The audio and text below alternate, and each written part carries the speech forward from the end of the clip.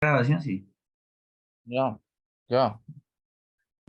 Buenas noches, compañeros. ¿Cómo están? Mi nombre es Snyder Gómez, del programa de Economía. Entonces, para la ficha de lectura, tengo la ficha de lectura de Utopía, en la cual encontré unos términos de diccionario y otros términos técnicos, los cuales pueden ver en el recuadro de diccionarios. Está utopía, etimología, falasterios, sacralización, mesiánicas, emancipación, tecnutopía y ineluctable y pugna. Por parte de los términos técnicos tenemos absolutismo monárquico, sentido kantiano, socialismo utópico y cosmopolitismo. ¿Listo? Entonces más abajo coloqué las definiciones. Y por favor, ¿me puedes ayudar a pasar a la siguiente página, por favor? Listo. Así como tal, los términos más importantes es entender que la utopía. Entonces, según lo que investigué, pues coloqué que es un proyecto sistema de ideales de difícil realización. La utopía, entiendo, es un proyecto, una doctrina que es deseable, ¿sí? Que parecen de muy difícil realización. Entonces es como el mundo ideal al cual el mundo real no lo dejaría llegar el proyecto como tal. Etimología es el estudio del origen de las palabras individuales, explicando su significado de forma. Absolutismo monárquico es un régimen político que concreta todo el poder del monarca, ¿sí? Es importante resaltar que el monarca ahí era la ley, ¿sí? Entonces era lo que él decía. La palabra del monarca era la ley y como tal, pues no había ninguna constitución ni ninguna democracia como tal. Eh, los falansterios son los edificios en los que vivía un falange. El sentido kantiano son las personas deben actuar moralmente, eso era lo que nos decía. Sacralización, pues es una atribución del carácter sagrado a una persona o una cosa. Como cosmopolitismo indica que todos los seres humanos pertenecen a una misma sociedad fundamentada en una moral compartida. Emancipación define la transición de subordinación o un estado autónomo. Y la pugna es una lucha o oposición, perdón, lucha u oposición ideológica.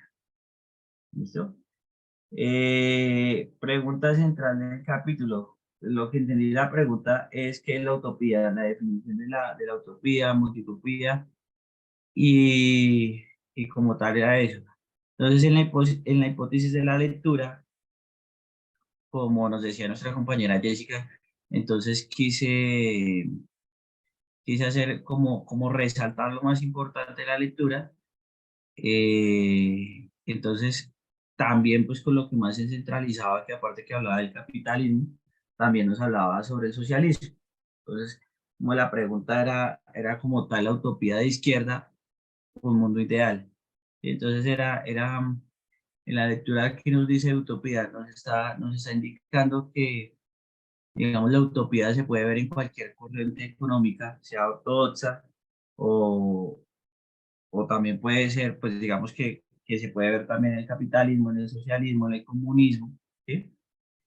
Pero en esta idea, ¿qué es lo ideal? Verlo en el tema socialista y lo utópico que también se ve en algo más solidario, ¿no?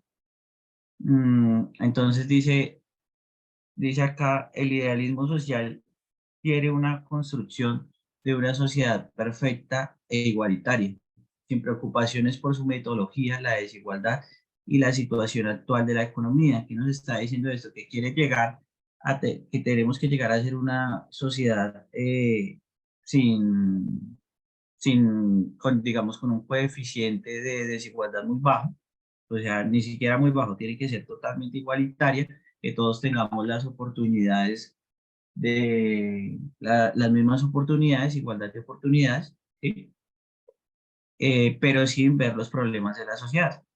Entonces, también dice, se busca una sociedad perfecta, organizada, transformada en una verdadera democracia, un mundo socialista donde no existe la explotación formada por las diferentes clases sociales y se logra satisfacer todas las necesidades de la comunidad. O sea, el total de los producidos en esta sociedad, lo que total se produce, el Producto Interno Bruto, es el total consumido. No hay ningún desperdicio en la sociedad. eh, y pues también todos van a estar económicamente activos. La corporación y el trabajo en equipo se interpone y se prioriza entre los intereses individuales o egoístas para la convivencia social y de mercado. ¿Qué quiere decir esto? Que entonces en esta utopía de izquierda no deben haber intereses egoístas, ¿sí? No debe haber intereses de ganar un salario o tener un poder adquisitivo más alto que las personas que convivimos en nuestra sociedad o que compartimos el mismo mercado. El Estado debe gobernar bajo la paz, no debe existir guerra, defendiendo el igualitarismo como base de justicia, todas las personas deben tener lo mismo.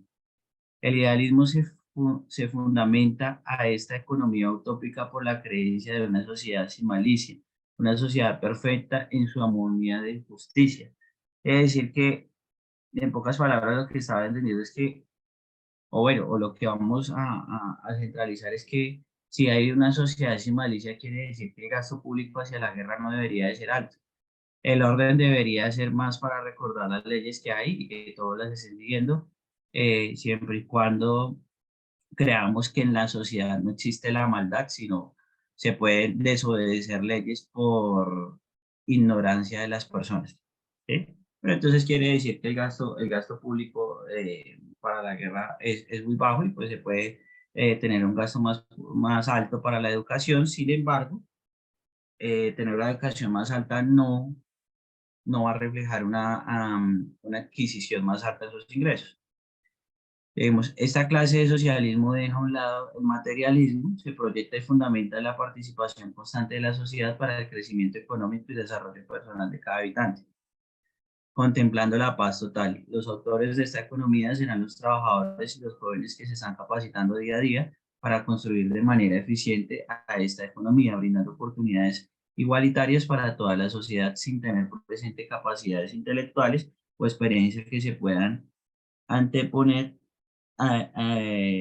experiencia que se puedan anteponer una desigualdad social o de oportunidades con la meta de tener una participación activa de la sociedad. Entonces, como les decía antes, este tipo de economía quiere que todas las personas estén capacitadas, sin embargo, no pueden tener no pueden llegar a soñar con un poder adquisitivo más alto, con los ingresos diferenciales, sino simplemente se capacita a la población para servir a la sociedad. Y eso es todo. Gracias, compañeros. Gracias a ti, compañero, por la explicación de tu lectura. Listo, compañeros, de acuerdo. Entonces, en este momento les voy a compartir pantalla. Permítanme. Ahí me haces un favor. Puedes autorizar para que pueda compartir la pantalla.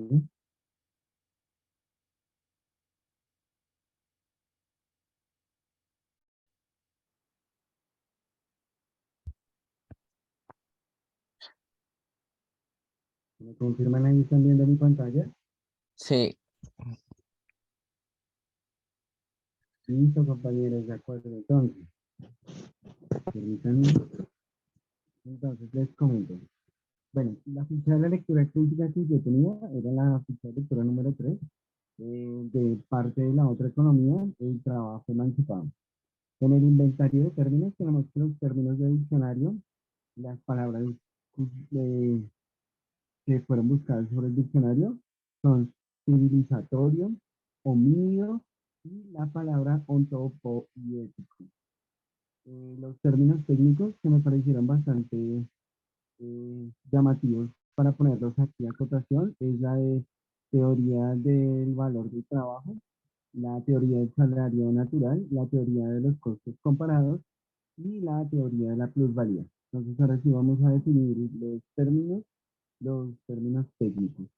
En cuanto pues, a la teoría del valor del trabajo, la teoría del valor del trabajo es igualmente asociada a la economía marxista. Eh, la gran mayoría de la parte de la lectura fue sobre las economías marxistas y, digamos, el punto de vista solidario desde el punto central de la filosofía marxista. Digámoslo así, que aunque esta también aparece en las primeras teorías formuladas por las economías clásicas como lo fueron Adam Smith o David Ricardo, y posteriormente retomadas en las economías anarquistas, el señor Adam Smith describió el precio de una mercancía en términos de trabajo necesario para adquirir.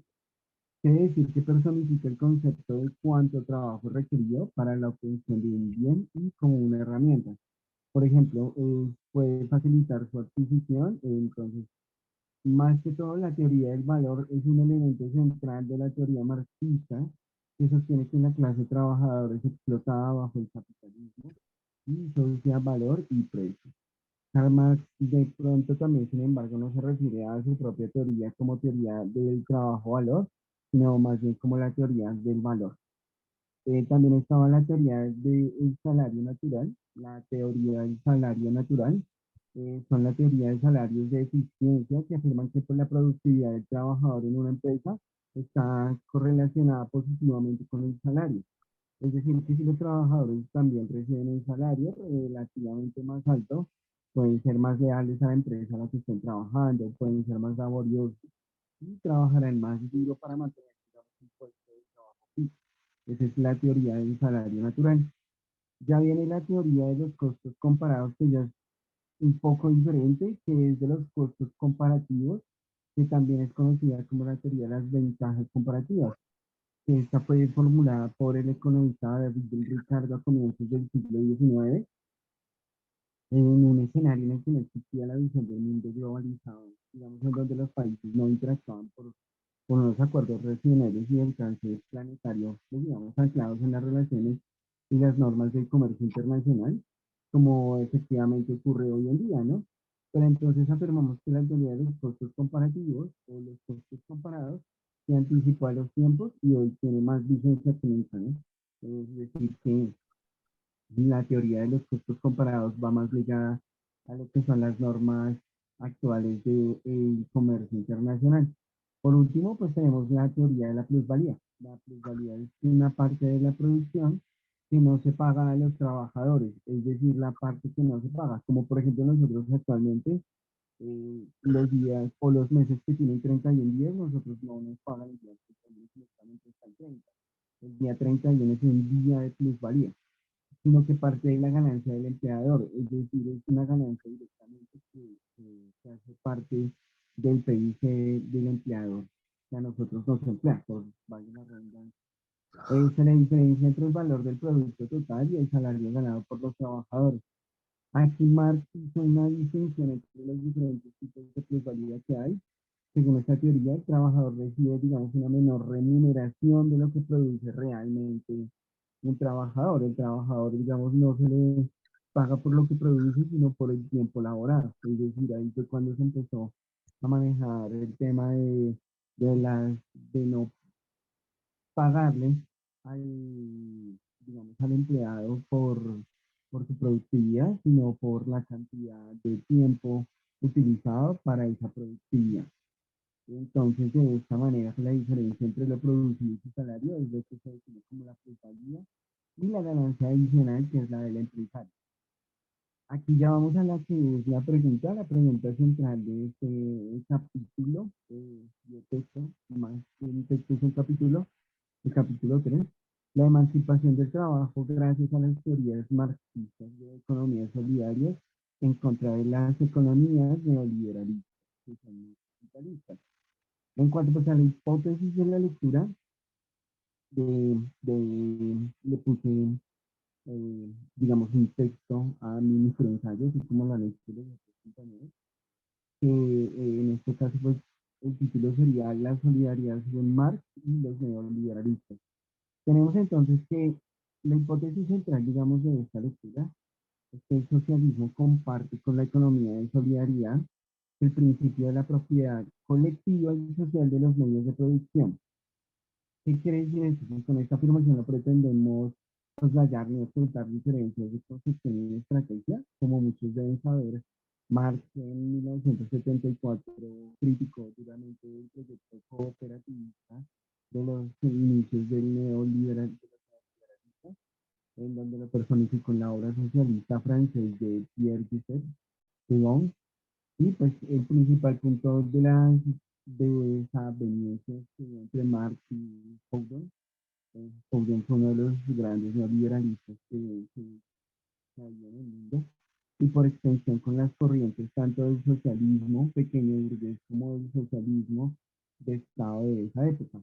Parte, digamos, de lo que Robert Bush, John Gray y otros más, que eran directamente neoliberalistas, iban en contra de las ideas marxistas con ese entonces, y, digamos, punteaban, por decirlo así.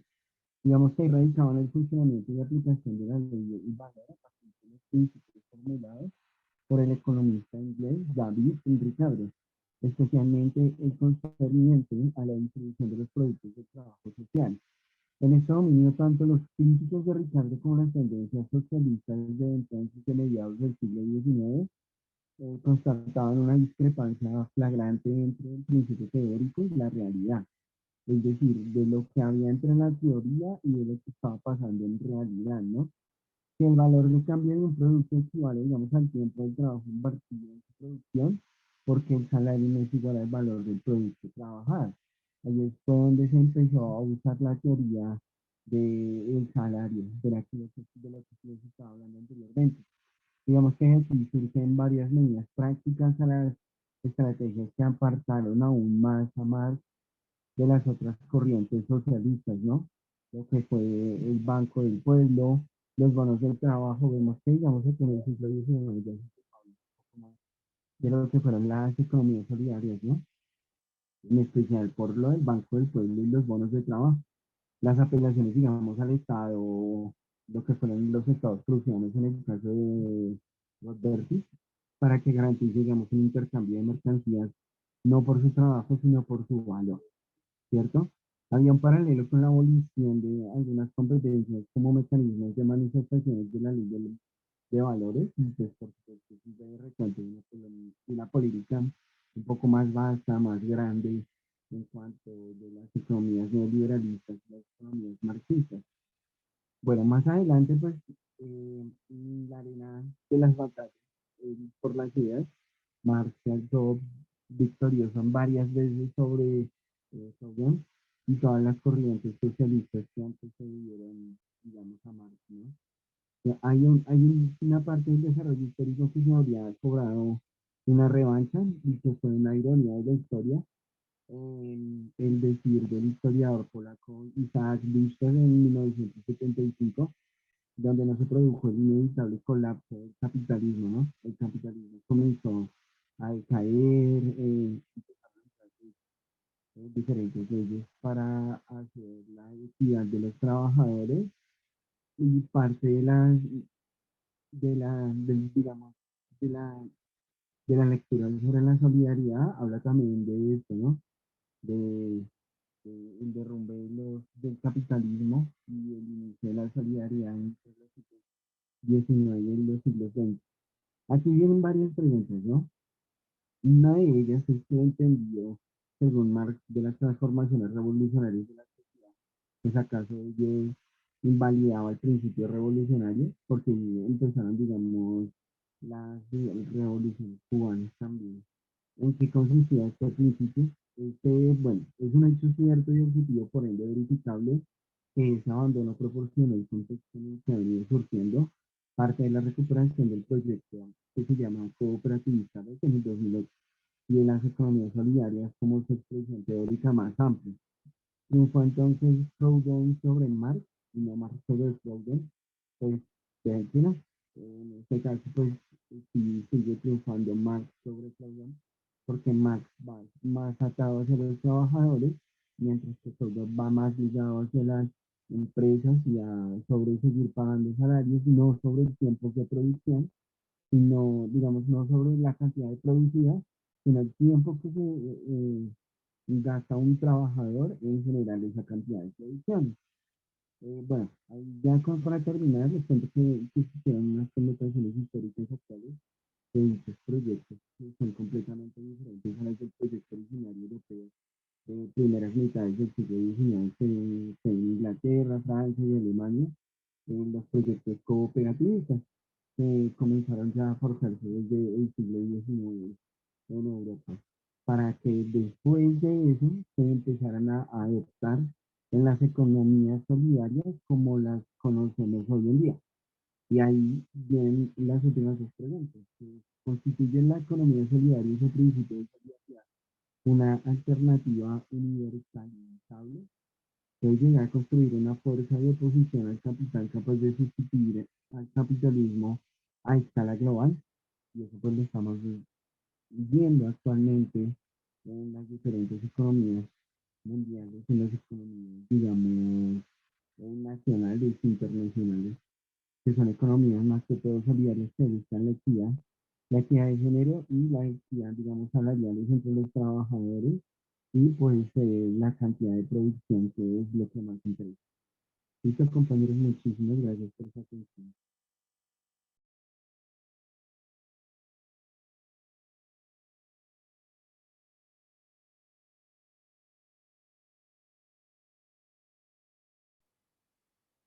Ya, ya. Bueno, muy buenas noches, compañero. Bueno, yo escogí la lectura, ya. La número 1, el concepto de la solidaridad. En el texto, los términos diccionarios, escogí Copsejet, léxico, antagonismo y jacobinismo. Términos técnicos, solidaridad, político, social, capitalismo, libertad, igualdad y fraternidad. La definición de mis términos. Bueno, la solidaridad son aspectos relacionados con personas colaborativas, ayuda mutua, que promueven y alientan. En lo político, transformación digital del Estado y de manera proactiva, confiable, eh, articulada y colaborativa. En lo social, proceso psicológico social de una o varias personas que influyan en comportamiento de actitud, sentimiento, opinión o actitudes de los demás. En el capitalismo se basa en siguientes pilares: propiedad privada, que permite a las personas poseer bienes tangibles como tierra, vivienda, activos intangibles como acciones, bonos, intereses propios, por la cual las personas perciben un propio bien sin considerar presiones sociopolíticas. Libertad, poder erradicar la razón inmediatamente a la voluntad de obrar o de unos, bueno, qué pena, de hacer aquello o ejecutar cosas por sí mismo. Esa es la libertad. Igualdad y fraternidad.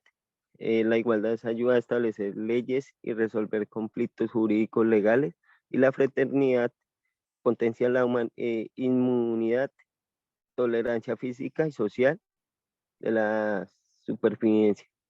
Bueno, la pregunta sobre el capítulo, texto que yo leí, es una pregunta que, pues, no sé, me llamó mucho la atención.